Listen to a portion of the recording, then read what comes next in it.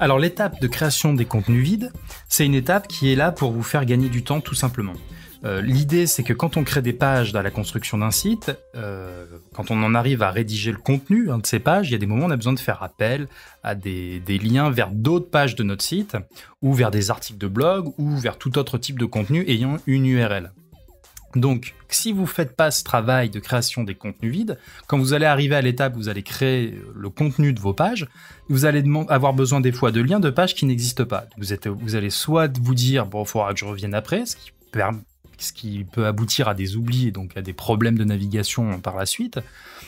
Soit vous allez devoir quitter l'édition de la page en cours pour aller en créer une nouvelle, récupérer le lien et venir revenir dans la page sur laquelle que vous étiez en train d'éditer pour venir saisir le lien. Donc pour éviter cette gymnastique et cette perte de temps et ces risques d'erreur, on va créer déjà les pages sans s'attarder sur le contenu de ces pages. Donc si vous partez d'un thème, il y a de fortes chances que ces pages, vous ayez toutes les pages de démonstration. Donc ces pages de démonstration, vous pouvez partir de ces pages de démonstration pour créer vos pages. Par exemple, la page Contact, je décide d'aller dans la page Contact Us et je vérifie simplement deux choses. Étant donné que mon objectif, c'est d'avoir les permaliens définitifs, il faut faire en sorte que ces permaliens soient conformes à ce que je voudrais au final sur mon site. Donc là, c'est en anglais. Par exemple, nous, ça serait plus « Contactez-nous ». Voilà. Si j'estime que ce permalien est bon, je n'ai juste ça, je n'ai que ça à faire. Je viendrai personnaliser le contenu de mes pages plus tard. Attention, concernant l'aspect définitif de ces permaliens, si vous décidez de faire de Contact Us une page enfant d'une autre page, je vais faire n'importe quoi, hein, je vais déterminer comme page parent la page accordéon.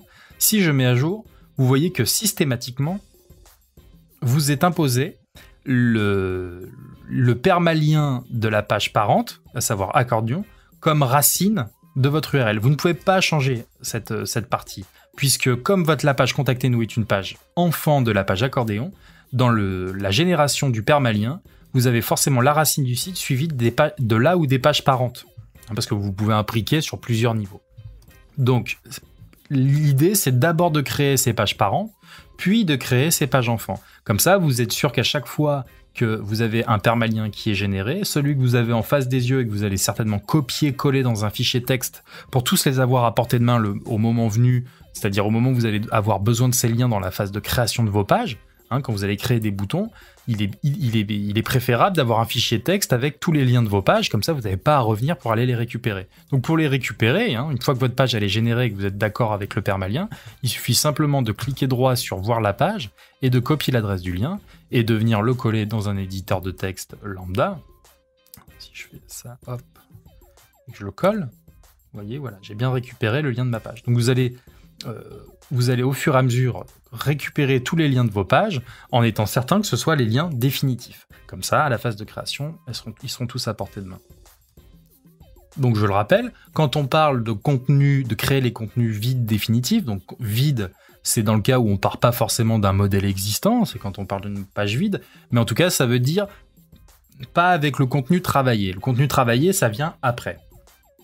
Donc je parle de pages, mais je parle tout aussi bien d'articles de blog. Si vous vous dites que vous avez 6 articles qui doivent être faits à la création de votre site, ça fait partie de vos contenus de base, et bien créez tout de suite vos articles avec les titres, mais surtout avec les permaliens définitifs. Et vous pouvez avoir d'autres types de contenus, comme les produits dans un WooCommerce, comme les testimonials. Tous les post types ont des URL propres. Donc si tous ces éléments sont censés avoir des pages dans votre site, des pages qui ont une importance, vers lesquelles vous allez éventuellement pointer depuis d'autres pages, il faut les créer d'abord sans s'attarder spécialement sur leur contenu. Tout ça, ça vient ensuite. Donc pour terminer cette vidéo, je voulais mettre en avant cette fameuse, c'est pas nécessairement une problématique, mais vous voyez que vous vous retrouvez avec des tas de fichiers de démonstration. Donc il y a plusieurs façons de les gérer. D'une part, vous faites comme je vous ai montré, c'est-à-dire que vous partez d'un modèle que vous estimez être le modèle le plus proche de ce que vous voulez et vous le renommez.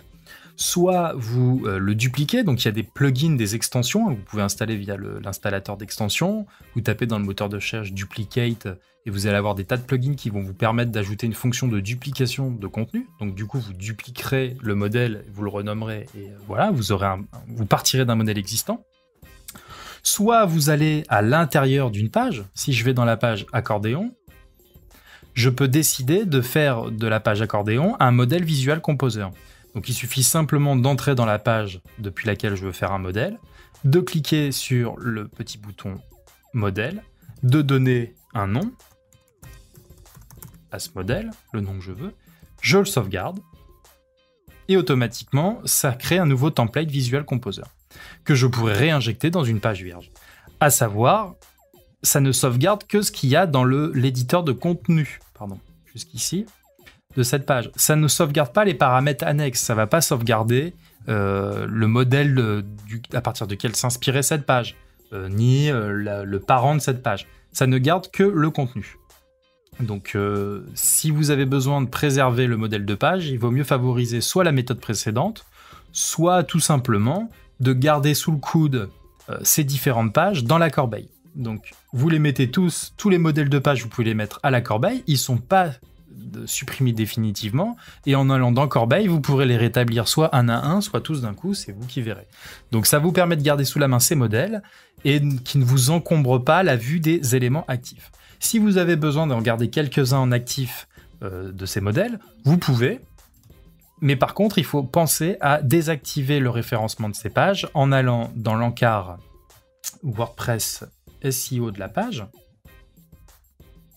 hop, et de venir ici cliquer sur No Index et ne pas suivre. Comme ça, on précise au moteur de recherche qu'on ne veut pas que ces pages soient référencées. Donc voilà, créez vos contenus vides, vos articles, voilà, sans s'accorder d'importance au contenu, au texte, aux images. Vous pouvez très bien créer des contenus complètement vides, sans partir de modèle, il n'y a pas de souci. Même le titre de la page, ça peut être changé par la suite, ça peut être travaillé par la suite. Par contre, ce qu'il faut absolument avoir de manière définitive, c'est la structure des URL et de copier au fur et à mesure les différentes URL des pages que vous créez. Créez d'abord les pages parentes et allez de plus en plus profond dans les pages enfants pour être sûr que au fur et à mesure que vous créez vos pages, la structure, la racine des URL est conforme à ce que vous aurez à la fin.